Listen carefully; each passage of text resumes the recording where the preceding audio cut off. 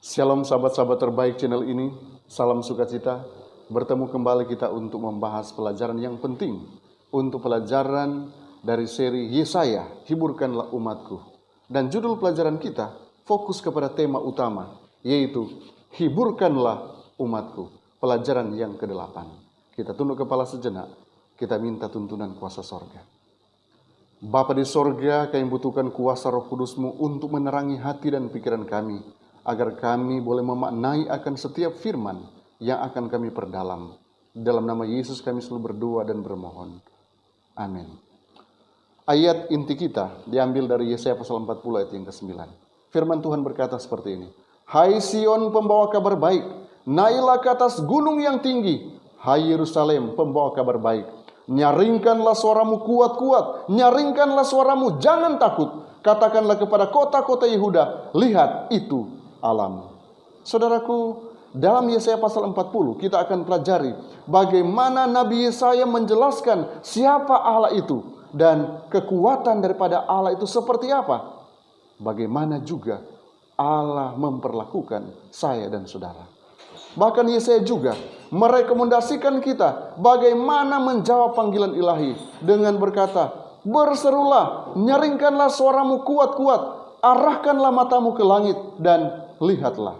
Oke, saudaraku, saat ini saya akan ringkaskan pelajaran kita dengan beberapa poin penting. Yang pertama, penghiburan untuk masa depan. Yesaya pasal 40 ayat yang pertama berkata, hiburkanlah umatku, demikianlah firman Tuhan. Anda lihat, dua kali disebutkan dalam ayat ini, hiburkanlah. Itu berarti hal yang penting. Kenapa harus dihiburkan? Apa yang dialami oleh bangsa Yehuda? Mari kita coba lihat sedikit. Pasal pertama sampai pasal 39 dari kitab Yesaya mencakup peristiwa-peristiwa dalam sejarah Israel selama kehidupan Nabi Yesaya. Bahkan ada beberapa nubuatan yang fokusnya tentang bangsa-bangsa yang ada di sekitar. Masa depan daripada bangsa-bangsa yang ada di sekitar. Apa yang terjadi dengan mereka? Nah, pada pasal 40 kita dapati, mulai 40 sampai seterusnya, kita dapati ada dua poin penting yang menjadi fokus ke masa depan. Yang pertama, peristiwa pembuangan ke Babilonia, bahkan kembalinya yang sisa. Dan yang kedua, yaitu tentang kedatangan Mesias. Saudaraku, jika kita melihat kembali pelajaran kita kemarin, Hizkia, dia telah menunjukkan kekayaannya kepada orang-orang Babilonia. Dan saudaraku, kekayaan itu dan orang-orang di Yerusalem akan dibawa ke Babilonia sebagai hukuman atas dosa-dosa mereka. Saudaraku, menurut Yesaya pasal 40 ayat 1 dan 2, Allah tetap akan mengampuni umatnya. Dan Allah akan memberikan penghiburan kepada mereka. Oh, ternyata di tengah-tengah masalah yang dialami oleh orang-orang Yehuda oleh karena mereka melakukan dosa, mereka harus dibawa ke Babilonia. Tetapi ingat, Tuhan tidak meninggalkan mereka. Bahkan Tuhan berjanji akan mengampuni mereka, dan yang lebih luar biasa lagi, Dia akan tetap menghibur mereka. Saudaraku, mungkin dalam perjalanan iman kita juga mengalami masalah yang serupa. Kita bahkan mungkin jatuh ke dalam berbagai macam pencobaan.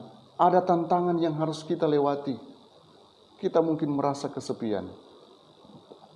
Ingatlah bahwa Tuhan adalah kekuatan kita. Tuhan siap mengampuni dosa-dosa kita. Bahkan Dia siap memberikan penghiburan kepada saya dan saudara.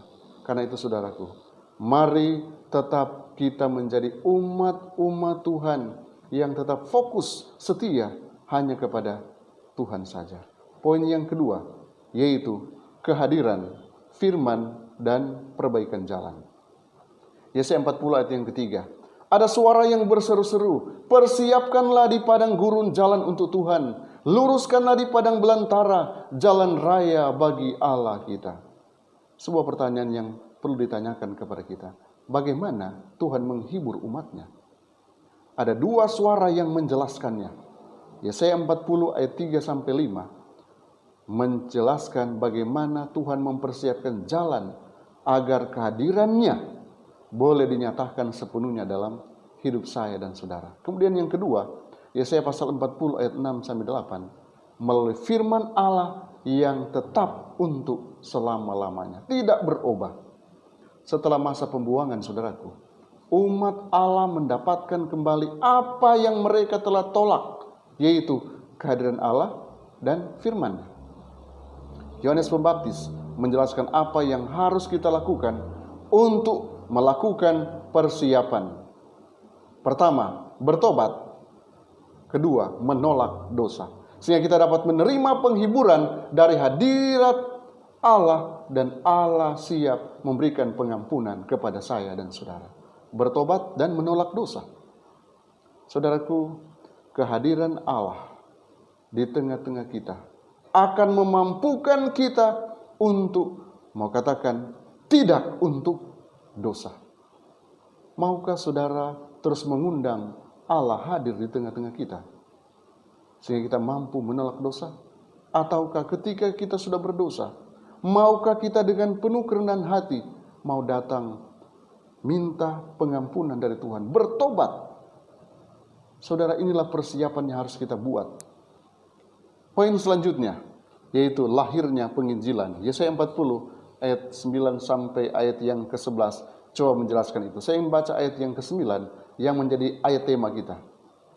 Hai Sion, pembawa kabar baik, naiklah ke atas gunung yang tinggi.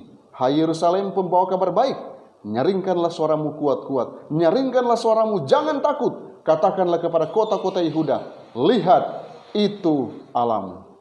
Saudaraku, setelah jalan dipersiapkan, Sion harus memperkenalkan Kristus kepada dunia. Lihat, itu Allahmu.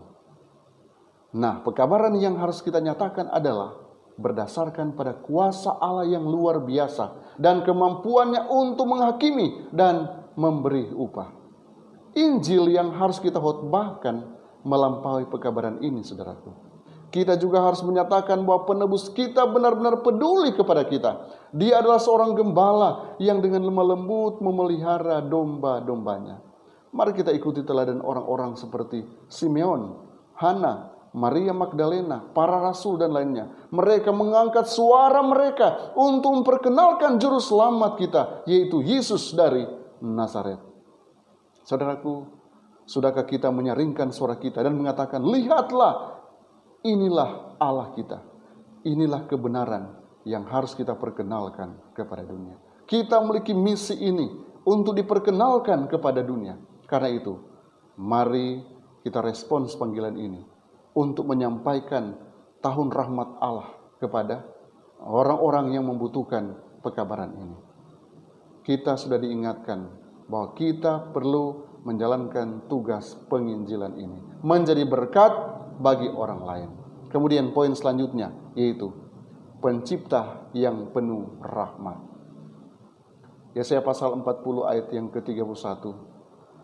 Tetapi orang-orang yang menanti-nantikan Tuhan mendapat kekuatan baru. Mereka seumpama Raja Wali yang naik terbang dengan kekuatan sayapnya. Mereka berlari dan tidak menjadi lesu. Mereka berjalan dan tidak menjadi lelah. Luar biasa, saudaraku.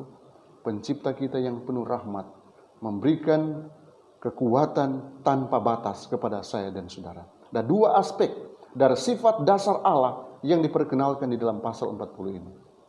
Yang pertama, berkuasa. Dia adalah salah satunya yang layak dipuji. Oleh karena dialah yang sudah menjadikan langit dan bumi, laut dan segala isinya. Dia berkuasa atas segala-galanya. Yang kedua, dia murah hati. Dia juga meneguhkan mereka yang selalu datang di kaki salibnya dan mempercayainya. Yesaya, dia menggunakan pertanyaan untuk memuliakan kuasa Allah. Seperti yang Allah lakukan ketika berbicara kepada Ayub. Yesaya menjelaskan bahwa tidak ada yang dapat dibandingkan dengan Dia, dengan Allah. Allah tidak pernah lelah dan mereka yang percaya kepadanya tidak akan pernah lelah. Dan luar biasa ayat ini. Kita akan seperti Raja Wali yang terbang, naik tinggi dengan kekuatan sayap dan tidak pernah menjadi lelah. Ini jaminan kekuatan yang Tuhan berikan bagi saya dan saudara. Jika kita menjadi umat Allah, kita akan tetap terbang, berlari, dan tidak menjadi lelah. Artinya, ada kekuatan yang tanpa batas yang Tuhan anugerahkan kepada saya dan saudara. Kemudian saudaraku, poin selanjutnya, masalah dengan penyembahan berhala. Yesaya 40 ayat 19. Patungkah tukang besi menuangnya dan pandai emas melapisnya dengan emas, membuat rantai-rantai perak untuknya. Jadi, dengan siapa hendak kamu samakan Allah? Dan apa yang dapat kamu anggap serupa dengan dia? Yesaya pasal 40 ayat 18. Dapatkah kita menyembah Allah yang Maha Kuasa melalui sebuah patung? Israel coba membayangkan Allah sebagai patung anak lembu di dalam Keluaran pasal 32 ayat 4. Yesaya 1 Raja-Raja pasal 13 ayat yang ke-28. Namun saudaraku, Allah dengan tegas menolak penyembahan melalui patung-patung. Alkitab menjelaskan tentang tidak bergunanya berhala dan mereka yang menyembahnya. Kita mungkin menyembah sesuatu melalui patung, tapi bukan Allah. Mungkin sudah bertanya-tanya, apakah saya adalah penyembah berhala? Ingatlah bahwa sesuatu berhala belum tentu memiliki bentuk fisik. Apapun yang manusia kasihi dan percayai gantinya mengasihi Allah dan percaya sepenuhnya kepadanya menjadi suatu berhala baginya. Ternyata apa yang kita coba menggantikan posisi Allah, itu berhala. Kalau kita lebih mengasihi sesuatu daripada mengasihi Allah, itu sama dengan penyembahan berhala. Kita saat ini diperhadapkan dengan pilihan. Apakah kita akan menyembah ilah lain atau menyembah Allah kita yang kuat, yang perkasa, yang selalu mendampingi kita dan berikan kekuatan kepada kita? Saudaraku, di dalam buku Pena Inspirasi, Prophets and Kings, chapter 60, halaman 722. Ellen G. White berkata, banyaklah pekabaran penghiburan diberikan kepada gereja oleh para nabi dulu kala. Hiburkanlah umatku, Yesaya 40 ayat 1. Merupakan tugas Yesaya dari Allah, dan menyertai tugas itu diberi khayal-khayal yang ajaib yang telah menjadi pengharapan dan kesukaan orang-orang percaya sepanjang abad-abad yang berikutnya. Direndahkan oleh manusia, dianiaya, ditinggalkan, bagaimanapun anak-anak Allah dalam setiap zaman telah ditunjang oleh perjanjian-perjanjiannya yang pasti. Saudaraku, pekabaran penghiburan disampaikan kepada saya dan saudara di akhir zaman ini. Karena itu, mari kita tetap bangkit sebagai pemenang, dan kita akan tetap menjadikan kekuatan Allah sebagai kekuatan yang tanpa batas, yang akan mendampingi kita melewati masa-masa kesukaran, dan kita akan tetap tampil sebagai pemenang. Oleh karena kita seperti Raja Wali yang akan terbang terus, tidak akan pernah menjadi lelah. Kita akan terus diberikan kekuatan dan kekuatan yang baru di dalam Tuhan. Mari kita tetap maju dalam iman dan tetap berkarya bagi Tuhan, karena Tuhan siap mendampingi kita, memberikan kekuatan kepada saya dan saudara. Mari kita tunduk kepala, kita berdoa. Kasih karuniamu dan damai sejahteramu yang melampaui segala akal sudah menyertai dan berkati kami. Biarlah kebenaran firman Tuhan yang sudah kami terima lewat pelajaran dari Nabi Yesaya, hiburkanlah umatku, akan menjadi pelajaran bagi kami. Kami akan tetap teguh dalam iman, dan kami akan tetap memandang ke depan kepada pengharapan yang pasti yang disiapkan bagi kami, yaitu kekuatan yang Kau akan berikan bagi kami menghadapi hari-hari yang jahat di hadapan kami. Terima kasih Tuhan, karena Engkau akan lebih perjelas akan kebenaran firman yang sudah kami terima. Hamba berdoa mohon berkat dalam nama Yesus. Amin. Kiranya Tuhan Yesus memberkati kita semua.